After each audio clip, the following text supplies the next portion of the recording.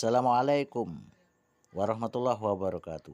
Selamat malam, salam sehat selalu untuk semua.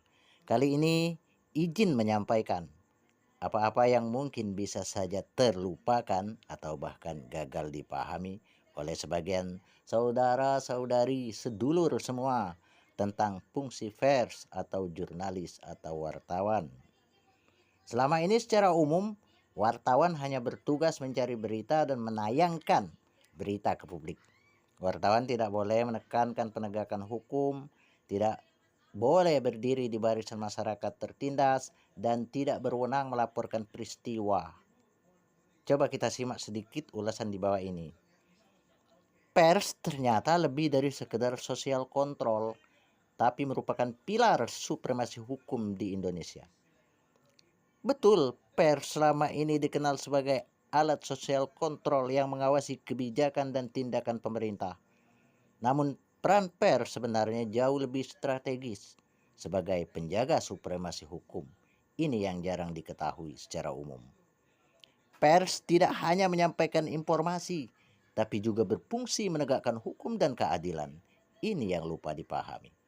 Maka ketika tidak jarang kasus-kasus hukum berjalan lambat atau mandek, hal ini bisa dimaklumi akibat adanya asumsi yang kurang tepat di atas.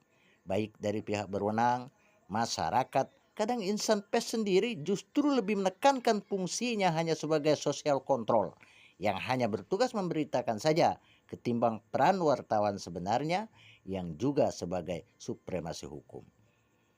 Dengan konsekuensi supremasi hukum, ketika beritanya tidak ada ending penyelesaian akan terbeban secara moral kepada pertanyaan publik.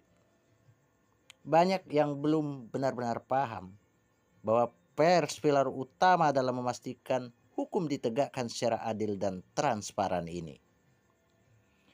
Pers memiliki kebebasan yang dilindungi undang-undang untuk mengawasi jalannya hukum secara independen, memastikan hukum ditegakkan secara profesional tanpa intervensi atau diskriminasi. Tidak ada pelarangan bagi wartawan tanpa terkecuali siapa dalam tugasnya. Melalui pemberitaan yang akurat dan berintegritas, pers menekan aparat penegak hukum agar bertindak sesuai aturan dan mempercepat penanganan kasus. Kemudian pers menjalankan fungsi supremasi hukum dengan profesional dan bertanggung jawab moral. Mereka mengkonfirmasi perkembangan kasus, membantu mempercepat respon aparat terhadap kasus hukum, menjaga hak-hak warga negara, dan mendorong terciptanya